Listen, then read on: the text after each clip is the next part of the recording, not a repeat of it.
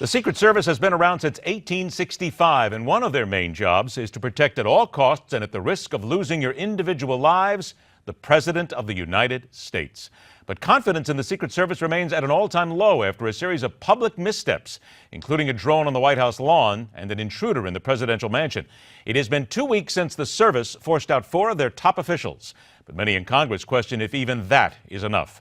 Newsmax anchor John Bachman steps out of the shadows and dives into what happens next to a Secret Service that has been exposed in so many negative ways. John? Well, Ed, members of Congress from both parties have questioned the motives behind allowing Deputy Director Alvin Smith to remain in place as second in command, especially after the ouster of 4 assistant directors and the head of the Secret Service, Julia Pearson, who was forced to retire in October of last year.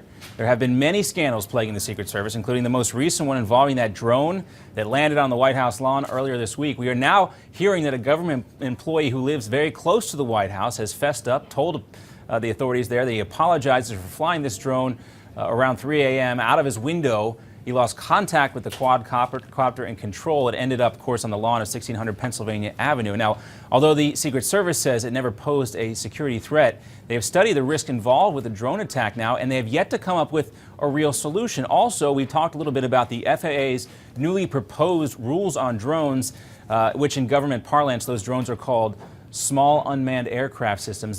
Those new rules will include additional regulations for model aircraft and toys, but according to the Office of Management and Budget's most recent update, that has nothing to do with this drone attack. So they really haven't found a good way to address this. And of course, also there was the fence jumper that took place at the White House not too long ago. You guys remember his name is Omar Gonzalez. He actually made it deep inside the presidential mansion late last year. It turns out Gonzalez is a former soldier suffering from PTSD. The president was not home at the time, but it does seem like there's been a lot of luck involved in these breaches. Also, the Secret Service immediately is closing its ranks and stonewalled the investigation, ensuing conflicting statements about the event. Some say they intentionally misled the public. And of course, that issue had Ron Kessler, a Secret Service expert, saying that the real problem is the agency itself. The Secret Service culture within management, which condones cover-ups, which condones laxness, which defends what they did in the case of Operation Moonlight. And that's why we need a new outside director who is not beholden to interests within the agency. Well, Kessler mentioning the secrets causing problems for the Secret Service. Operation Moonlight, which Kessler also mentioned, was a special operation in 2011 where Secret Service agents were diverted from their post at the White House and sent to protect one of the director's administrative assistants who was having issues with her neighbor. Now, later, the Inspector General concluded that the operation was a mistake and represented a, quote, serious lack of judgment.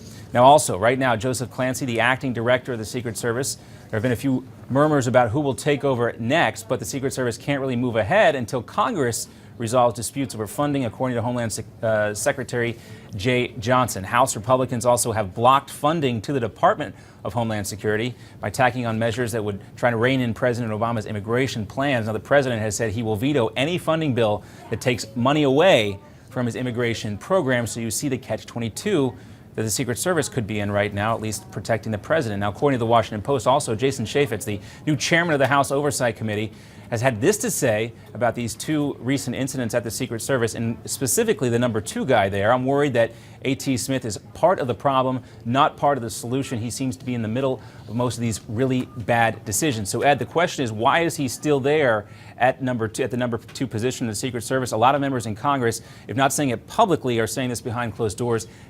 He needs to be removed. Smith needs to be removed before there is any real progress at the Secret Service. And there's a lot of people saying that it's just time to return the agency to the Treasury Department because they were also charged with protecting currency, guarding against financial crimes. Take it out of Department of Homeland Security, put it back in Treasury, and things would be a lot easier and nicer and easier. But then again, John, it's Washington. Nothing's easy. That's right. You know, this new memo just came out this week, and it mentioned those drones as toys, and it's still kind of in the process of being formalized. But that had nothing to do with the incident this week, but it still could change perhaps. But the end result of this, Ed, is our toys may be regulated by the government more so from a mistake. Some drunk guy flown Toys in Washington need to be regulated every day, no doubt about it. John Bachman, thanks so much. We'll look forward to your reports again next week. Second hour on MidPoint, a special 60 minutes dedicated to baby boomers and healthcare.